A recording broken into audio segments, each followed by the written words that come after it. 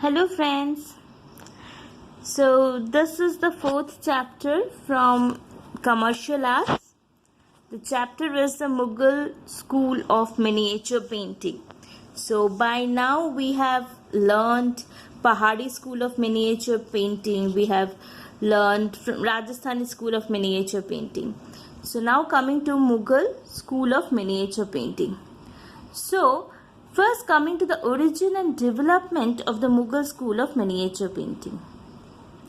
In the medieval India, Mughal school of miniature painting was recognized as the art of aristocracy, that is the art of pride for the rich people alone. The Mughal art was quite different from the Sultanate art or the Islamic art, which was prevalent in the Deccan Muslim empires. So, Sultanate art or the Islamic art was mainly in the Deccan Muslim empires. And how? Because theme, style of art, human figures and artists of the Islamic art came from the Islamic world of Persia or Iran and Turkey. The paintings painted by them were Indian only in the context that they were painted on Indian ground. But the feeling of Indianness was not there in them at all. So Islamic paintings were just painted in Indian ground, and that is why it is Indian, otherwise not. Now, the view of Mughal art was quite different from Sultanate art or Islamic art. Okay, it was not only Indian but also looked Indian. So Mughal art was more Indian.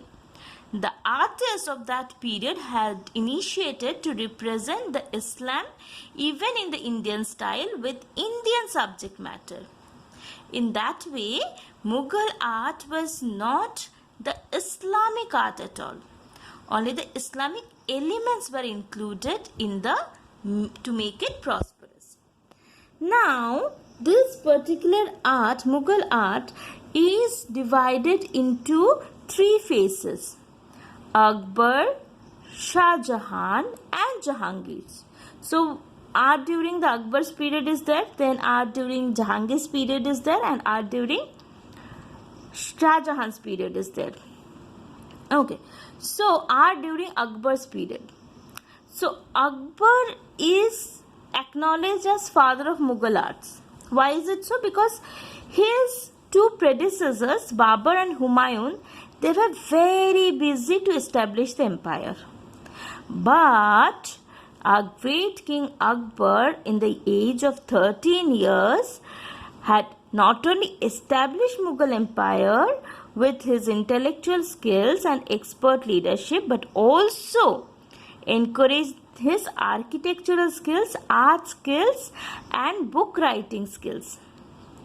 For picturization of books, he established Tasveer Khana, house in his court. He got a paper mill established in Sialkot, which is now in Pakistan, to make compulsory and continuous supply of paper. Now, it is because of the good attitudes of Akbar towards the Hindu and the religious that today we observe the inclusion of best Indian as well as best Islamic elements and themes of art, because Akbar had respect for every religion. The artists of Akbar's court were very beautifully inclined the Islamic values and the royal Iranian themes with the Hindu style and the Indian aesthetic sense in their paintings. So the art could get new directions during this period. In Akbar's courtier, Hindu painters were in majority, but they were to work under the direction of two Iranian master artists. So who were they? Mir Syed Ali and Abdus Samad. In that way, the elements of two different styles, that is Iranian style as well as the Hindu style, were spontaneously included in the paintings of those artist painters. Akbar did not get any formal education. That's why he is known as illiterate king. But he translated the best Indian literature into Persian and the best Persian literature into Hinduism. So it was accident that when Akbar died, there were about 24,000 illustrated manuscripts of the world-famed literature in his library. It reveals that, together with tolerance, how skilled he was in art, knowledge and intellectual matters. So he is a very precious person. Akbar's reign was the initiative period of Mughal art. That is when Mughal art just started. Nevertheless, in that period, the preference was given to systematic and serialized painting of the significant volumes of Ramayana, Mahabharata, Harivansh Purana, Hamjanama, Shahnama, Tutinama, Babarnama, etc. So it was a series of painting that was done.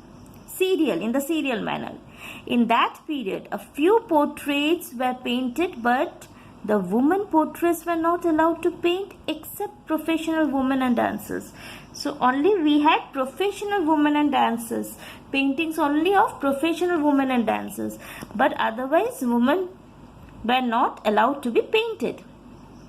What were the characteristics?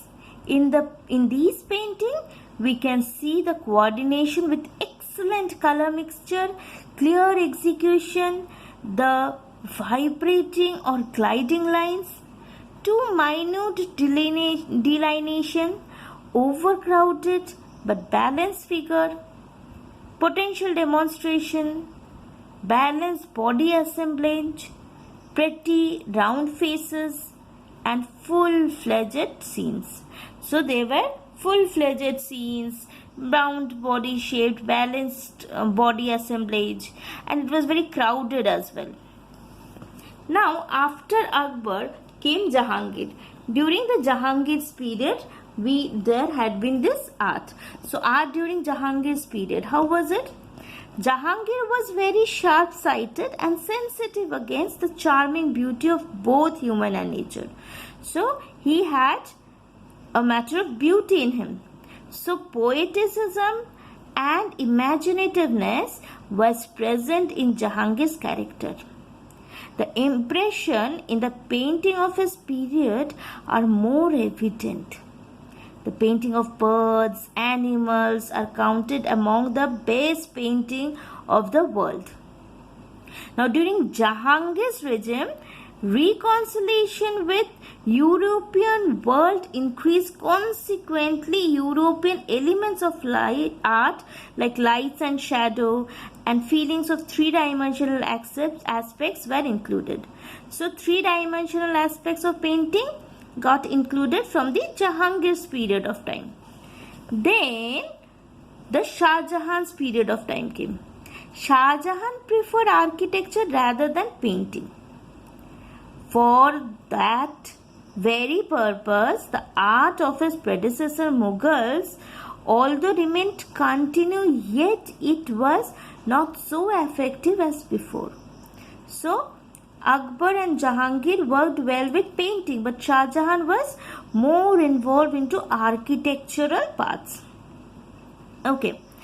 So except a selected few love stories such as Darashiko Ranadil, Baj Bahadur, Rupamati, Laila Majnu, and the serialized painting of different themes were abundant. What were the characteristics during this? The delineation on applied subjects such as individual delineation, courtly scenes, pigeons, festivals, picnic, etc. was started to be liked. Nature and background was more placid, tender and attractive because he loved nature also a lot. So decorative elements were stated, giving preference. Romantic and fastidious Shah Jahan did not like violence and ugliness at all. For that very purpose, in the painting of his period, there is an absence of such delineation like hunting, animal fights, violence, and wars or battles, whereas there is plenty of all these elements as a symbol of beauty during the Akbar's period.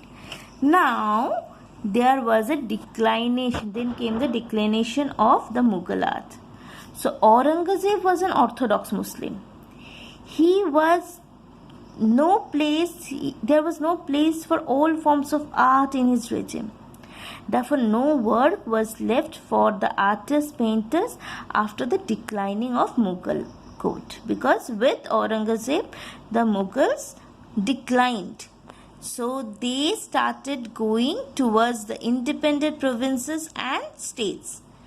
Wherever those artists went, carried with them the style of Mughal painting and art. But taking into consideration the demand of the time, the likeness, dislikeness, and interest of new patrons and the elements of the art existed beforehand. The elements and the style of Mughal art were also included in paintings. In this way, the new style was developed with the blend of both the styles, which was known as provincial Mughal style. Awadh became the leading center of newly developed style of painting or art, whereas in Datia, paintings work continued in pure Mughal style for a long period. Okay, so this is how the Mughal paintings came across. Thank you.